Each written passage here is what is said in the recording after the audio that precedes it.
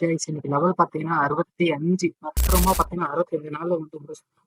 இப்பதான் ஆரம்பிச்ச மாரி இருக்குது. ஆனா அதுக்குள்ள பார்த்தீங்கன்னா 65 நாள் வந்துருச்சு. என்னன்னே தெரியல. வாழ்க்கை ரொம்ப சீக்கிரமா போகுது கைஸ்.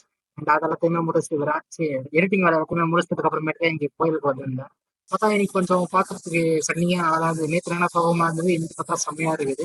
சரி ரைட்டு இது எல்லாத்தையுமே முடிச்சு ஒரு டீ அவன போட்டேன். டீ போட்டு முடிச்சதுக்கு அப்புறமேட்டுக்கு என்ன பண்ணலான்னு பார்த்தோம்னா, வீடு பார்க்கலாம்னு சொல்லிட்டு போயிருந்தோம்.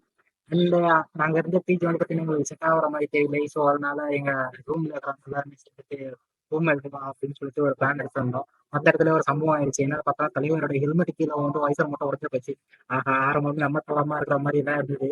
அண்ட் அது எல்லாத்தையுமே முடிச்சுட்டு ஒரு 4 தெரு 40 வீடுக்கு மேல தேடி பார்த்தாச்சு. இதுக்கு மேல இருந்தா நாட்டு தம்பின்னு சொல்லிட்டு நம்ம ஃப்ரெண்ட்ஸுங்களே வந்து பார்த்தோன்னா, எனக்கு இன்னைக்கு ஒரு நாள் தான் லீவு.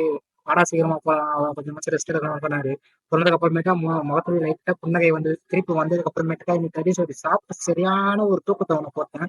அதுக்கப்புறமேட்டுக்கா தான் ஒரு சம்பவம். என்னன்னு பார்த்தீங்கன்னா, நல்லா ஒரு மேட்ரு ஒண்ணு மாட்டுச்சு. ஆனா அப்ப ரெக்கார்ட் பண்ணாம அந்த மேட்ரு முடிஞ்சதுக்கு அப்புறம் ரெக்கார்ட் பண்ணிருக்கேன். நான் ஒரு பைத்தியக்காரனா இருந்திருக்கேன். அண்ட் கடைசில வந்து பார்த்தீங்கன்னா, இன்னைக்கு ஆர்சிபிக்கும் சிஎஸ்கேவும் வந்து பார்த்தீங்கன்னா மேட்ச்சு.